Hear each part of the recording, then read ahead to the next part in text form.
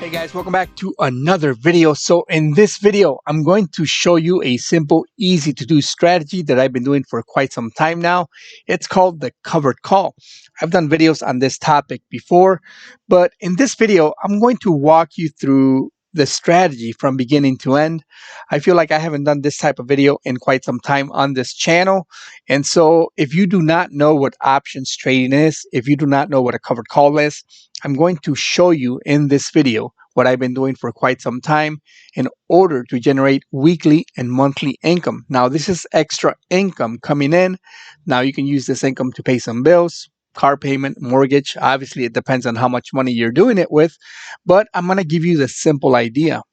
Now, before I walk you through the process of how to do this strategy, what's called a covered call, now you do need to buy 100 shares of a certain stock. That is going to be up to you. So it's 100 shares per contract. So in order to write one covered call, to sell one covered call, which is the same thing, you're going to need 100 shares of a stock. Now I'm using Ford here as an example. Now the investment is the investment that I have right now because I bought 400 shares of the stock, right? So I bought them at $11.77. 400 shares will let me do 4 contracts. And I'm going to explain to you exactly what it means right now. So the first step is owning a minimum of 100 shares of a stock. I bought 400 shares and my investment so far is $4,708. After I buy the shares, I'm simply going to go on where it says trade options. Now, by the way, this is the Robinhood platform. Now I can use other platforms. This is the TD Ameritrade Thinkorswim platform, but I feel like on Robinhood, it's a little bit easier to understand, especially if you have never traded options before. Now, the first step, of course, is we bought the shares, right? Second step is trade options right here. We're going to click on this. And now we are on the options chain of Ford. This is called the options chain. Now you have to make sure that on top right here where you see these little combination buttons, you have to make sure that it says sell call, right? To sell a call again, we need 100 shares minimum of a stock. So now we're going to pick an expiration date. Now when I do it on Ford, on this stock, I'm picking usually bi-weekly or monthly dates. In this example, I'm using February 9th. Now, this means that between now, when I'm doing this order, and February 9th, if Ford ends up above a certain amount, a certain strike price, which is the price that we're going to pick, if Ford ends up above that price on the last day of expiration, then that means all the shares are going to be sold at that price. So in this example, let me show you what I mean. I'm going to pick a $12 strike price. I just bought 400 shares at $11.77. Okay, that is my average cost. So let me write that down too. I paid $11.77 per share, right? So that was my investment. Now I'm willing to sell them at $12 per share between now and February 9th.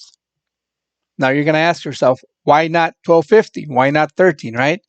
So when we buy shares of a stock, we do not know what it's going to do. It can go up, it can go down, it can say it's sideways, up, down, we don't know what it's going to do.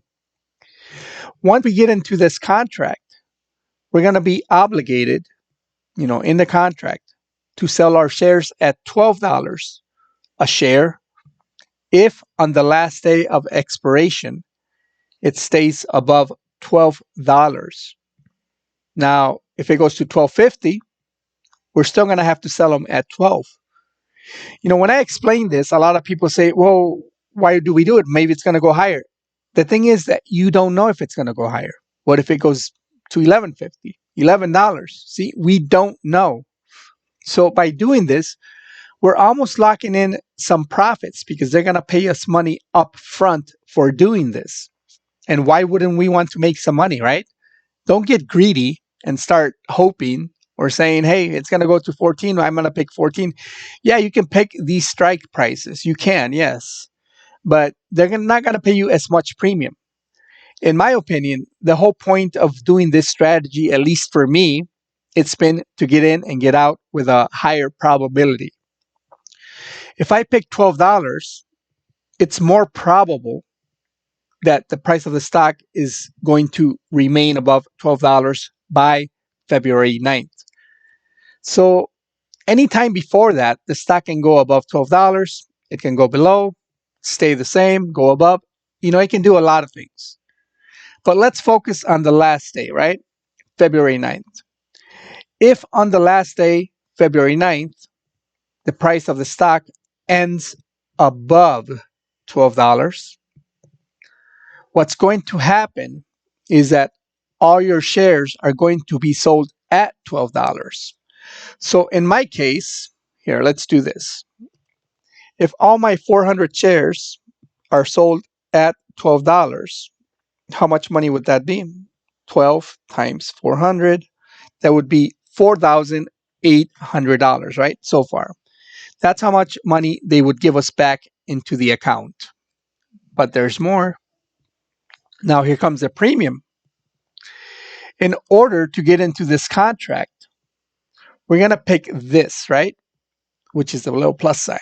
So that means it's 38 cents. Now, 38 cents per share, which is $38 per contract.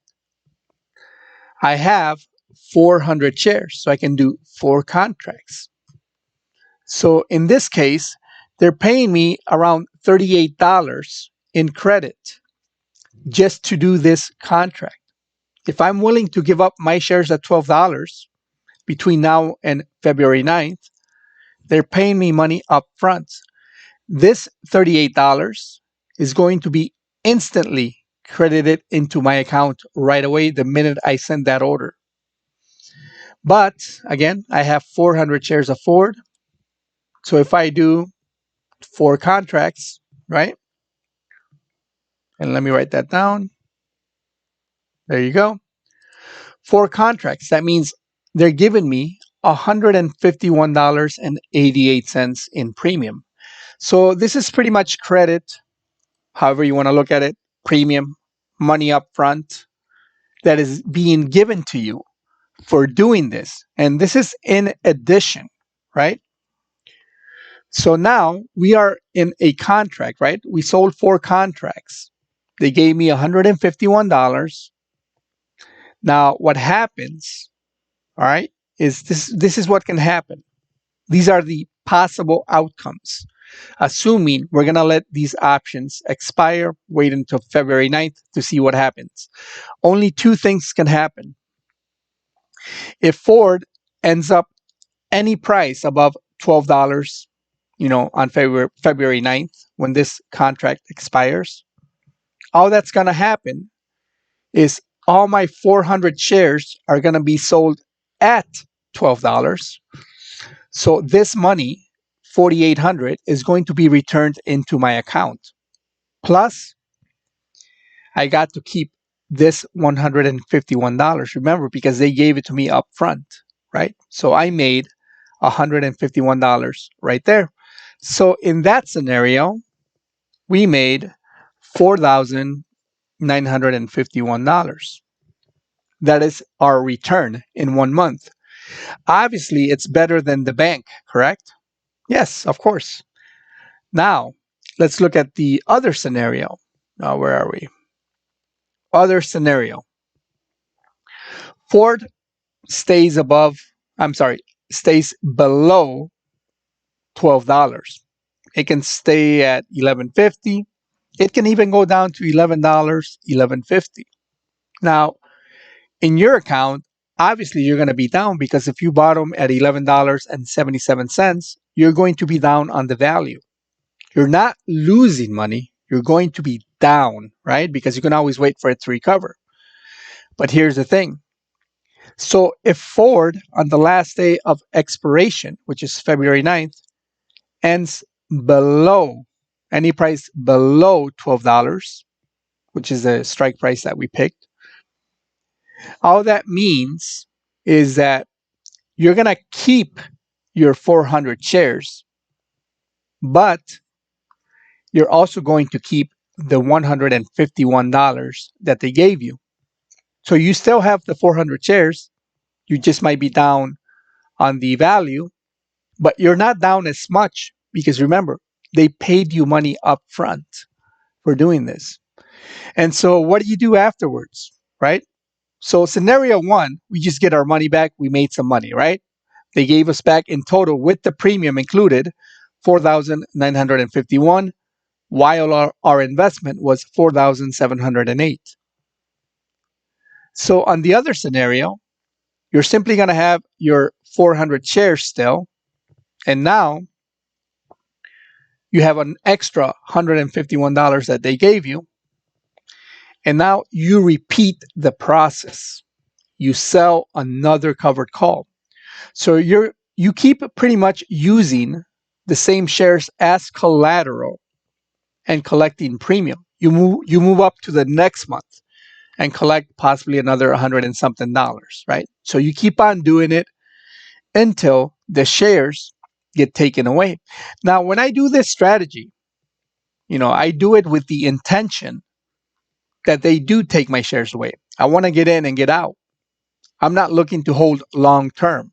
I want to make that money, get in, get out, and move on to the next step, move on to the next stock, or possibly do it on the same stock again. So this is all rinse and repeat at the end of the day. If you want to learn more about this strategy or other strategies, please like, comment, subscribe, and I'll see you guys on the next video.